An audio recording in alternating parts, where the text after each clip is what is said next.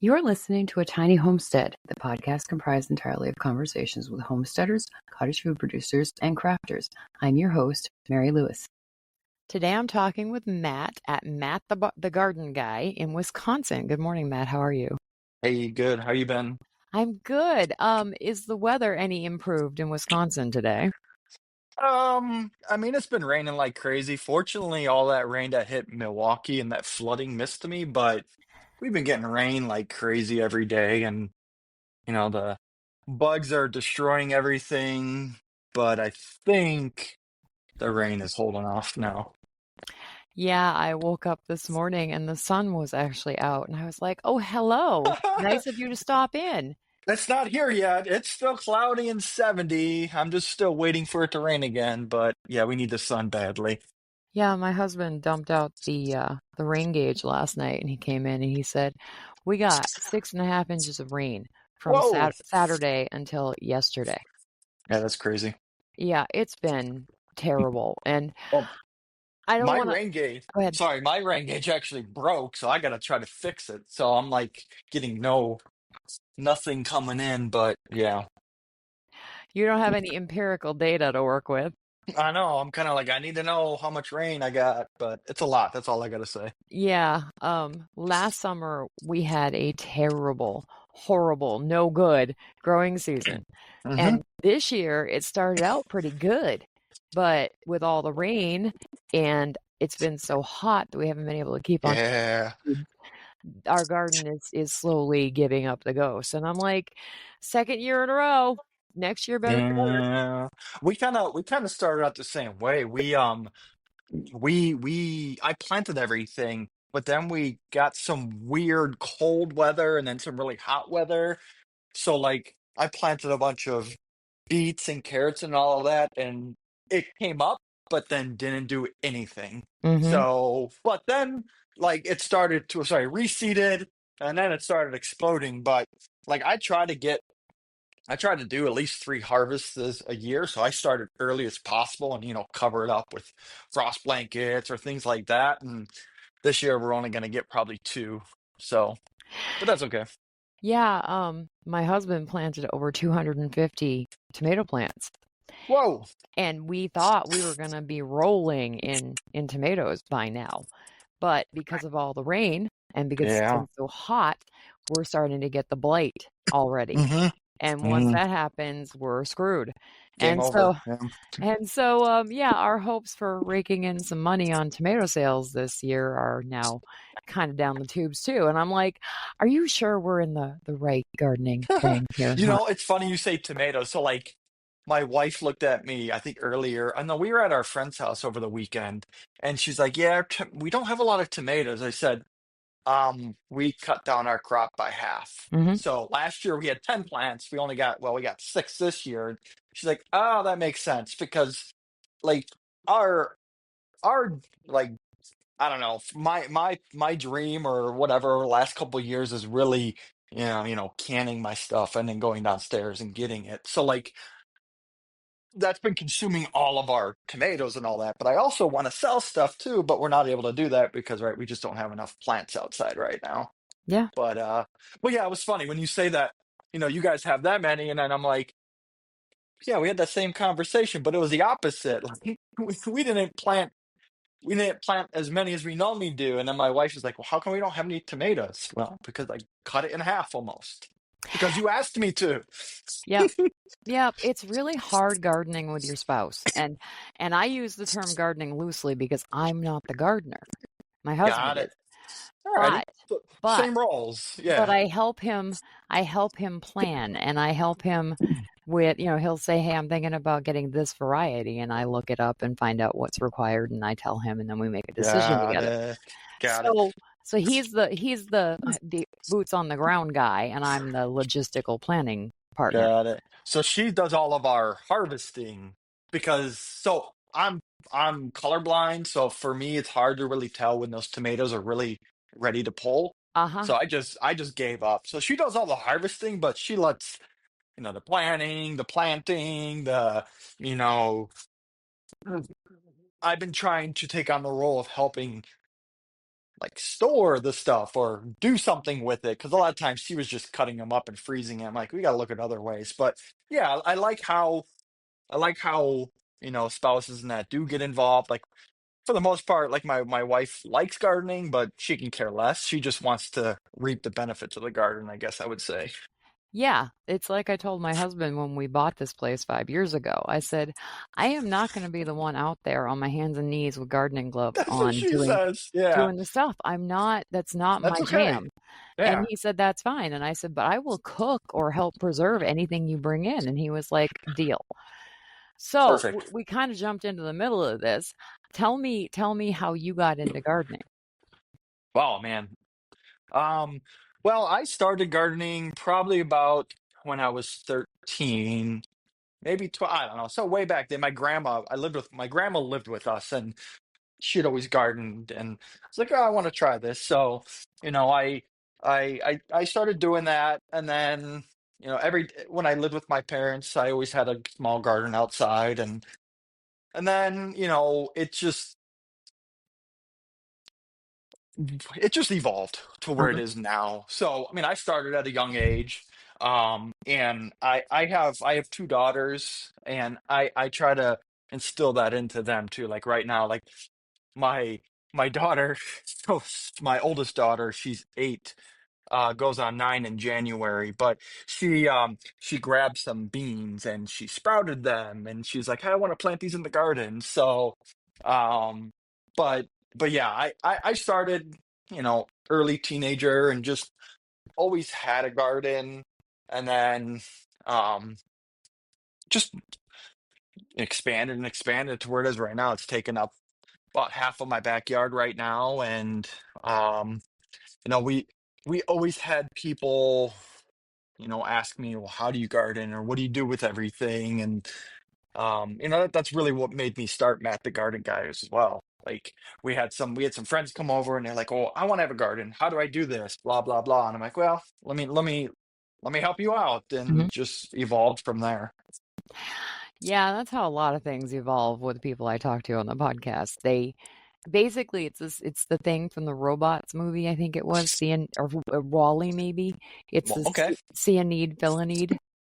Yeah, yeah, yeah. That's what I get a lot of with the people I talk to, and it's fantastic. I love that people are so generous and willing to give of their time and their knowledge. Hmm. It's really great because the world is kind of a topsy-turvy place right now. So it's great that I get to talk to people who are so positive.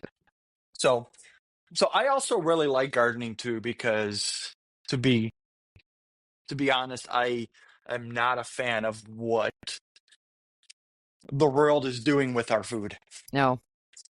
And where I live, I can't have livestock.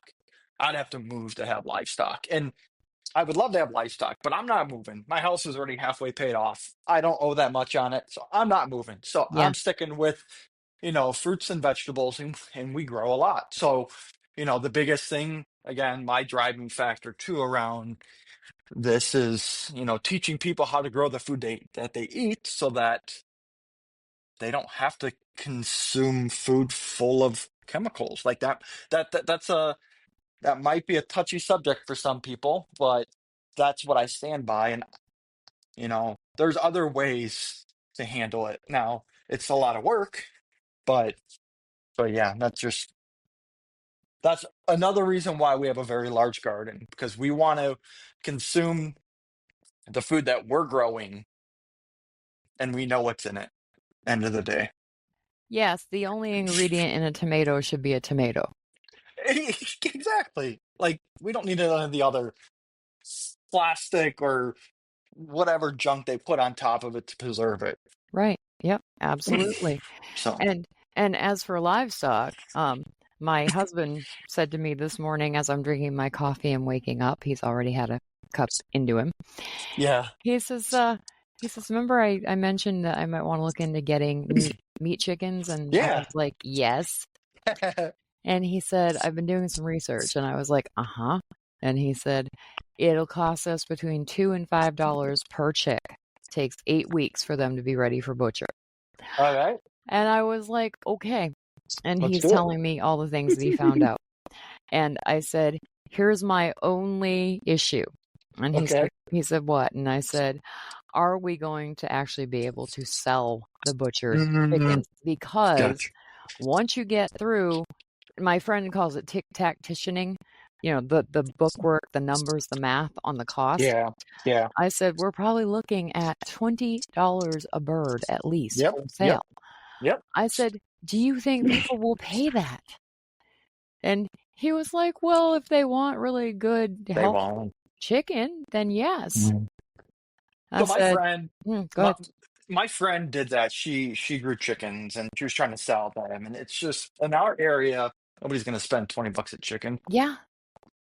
Just, So that whole chicken conversation too. My buddy, he lives outside of town and he's got about an acre, Mhm. and he's like, "Well, I'm thinking about growing some chickens." I said, "Well, can I do it with you?" So maybe there's a future of chicken growing, not in my house, but on my buddy's lot. So Going in together, yeah. yeah, yeah, and we're purely doing it just. I'm not in this to sell things. I'm just in it to, again, put stuff in my body that I'm consuming, or what Yeah. that I'm growing. Yes. Yes, absolutely. And we would keep some of the chickens for our freezers, clearly. But he's talking about getting at least 100 chicks, and I'm like, we don't have room for 100 chickens in our freezers right now. And also, I mean, there are people in our area who probably would pay that kind of money for a chicken that was raised ethically and fed on good things and is going to be good for them to eat. But I am very hesitant to spend the money to not make it back. And Yeah, so and so I if think I any could. Go ahead. Sorry. so for anybody local who's listening, local to me, email me or message me or whatever and let me know if you would be interested in that price point, because then I might have some data to give back to the husband on this idea. I think ultimately that's what we need is data because, there you probably could. Somebody might buy one, Yeah. here or there, but you need people that are going to buy them, every Con- couple weeks. Consistently, yeah. Yeah, yeah, yeah. Maybe you're right. Maybe the market is out there, and we're just kind of shooting from the hip. No, this ain't going to work, but maybe it will work. Yeah, got to collect some data. Well, I've been hearing an awful lot about people buying chicken at the grocery stores, and the chicken is gross. Like Yeah.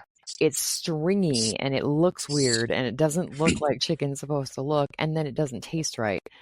And if that's true, and I don't even know what chicken's going for right now at the grocery store, but if that's true, they might be willing to pay a little more for chicken that's actually chicken. Yeah, yeah. I don't know. Excellent. Yeah, good idea.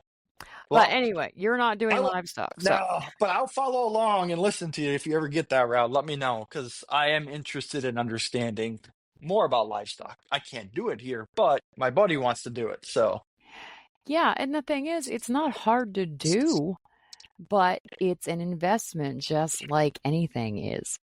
yeah, And I don't want to throw good money after bad. Is that the right phrase? it is. No, I'm okay with it.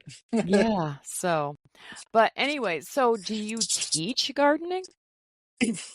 um, what do you mean teach gardening? Like one on one, or what do you mean teach gardening? Well, Like I know you have the YouTube channel and you have videos there.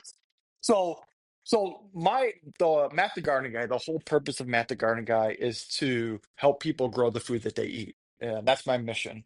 Um, and the only way to do that is, yes, to teach people. So I have YouTube, Yeah. I have Facebook, Instagram.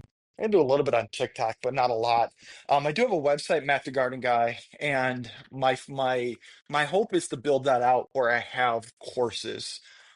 So like some courses that that I'm actively working on is preserving and putting it more towards around like canning. I know canning, some people are scared to do it or just don't know what to do, and that's how I was a couple years ago. So I'm just going to take my knowledge and put it into some courses and post them on my website. Another thing that I do a lot in the winter time, so obviously I'm in Wisconsin. I think you're in Minnesota, right? Yes. Okay, so we get the cold. So how do you grow all year long? That's my plan right now. So I did that last year. I grew stuff downstairs. The thing that I grew a lot was bok choy and some greens like that. Yeah. So so teaching people, one of my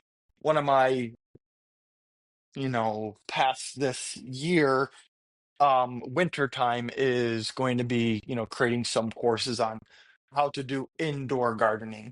So um I think all of my videos are geared around teaching people, how do you do things, and I focus on one specific area in all of my videos. Um, and it kind of goes in like spurts of what I'm actively doing. So right now, again, there's a lot of canning going on. So I'm showing people in, quick videos on how to can. But the goal is to have these on my website and have things in like a blog format where you can read it and then you can watch the same video that's attached to the content that you're reading. Mhm. So that's kind of the structure that I'm doing when I'm creating these videos and stuff like that. So, That's fabulous. I love it. Um, you the thing with growing stuff inside, we Mhm. start our seedlings inside every year at the end of February because most things that we're going to put in the garden require 8 to 10 weeks before we can put them outside anyway. They're not ready Yep. for transplant. But the thing that we've learned is that radishes don't need bugs to produce radishes. They don't need to be pollinated. Nope. And lettuces don't, and chard doesn't, and spinach doesn't. And those are the kinds of things that you want in the wintertime. You want fresh greens. Correct. And we just put seedling trays on our kitchen table, and we have grow light, a long grow light that we hang from our light fixture above our kitchen table. And Mhm. so if we wanted to, we could grow radishes, we could grow carrots if we had a deep enough container. And we've grown lettuces anytime during the year because they just love being inside because they're protected. Yeah. You know, you can grow a lot of things inside. Um, one of the things, if we're talking about, indoor gardening and that, I experimented with dwarf cherries over this last winter. Yeah. Sorry, cherry tomatoes. Uh-huh. And they're about a foot tall and they produce tomatoes. So you can, even tomatoes, you can grow those inside. You just might have to self-pollinate them or just, tap the flowers a little bit. But yeah, there's a lot of things you can grow inside. Now it's just how big of an area or investment do you want to do? But yeah, all the greens, yeah, no problem. Like I said, I grew bok choy inside in the basement over the winter time, and we were pulling bok choy and eating it in our ramen soup or stir fries all winter long. Yep. And it's such a pretty little plant. I mean, it's so nice to have a thing that's green, that's new growing in the middle of Hmm. winter. Hmm.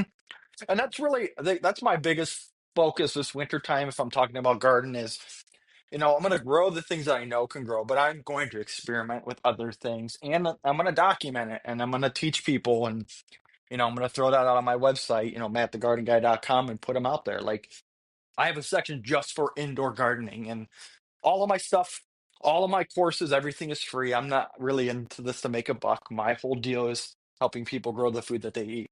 Mhm. So, you go on my website, there'll be the content out there. Um, one thing with my website too, I don't bombard you with a bunch of ad pop-ups and all of that.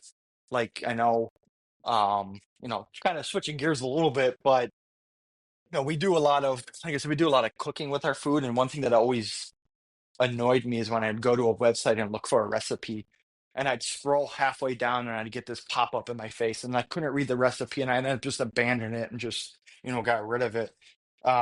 We decided not to do that when we made our website. So there might be a couple things on the side, but nothing will pop up in your face to say, "Hey, do this," Uh-huh. or "Hey, look at this ad." So, um, but yeah, the indoor gardening. Sorry, jumping back to that. Uh-huh. Apologize. I jump around all the time, but That's okay. indoor I live with one like that.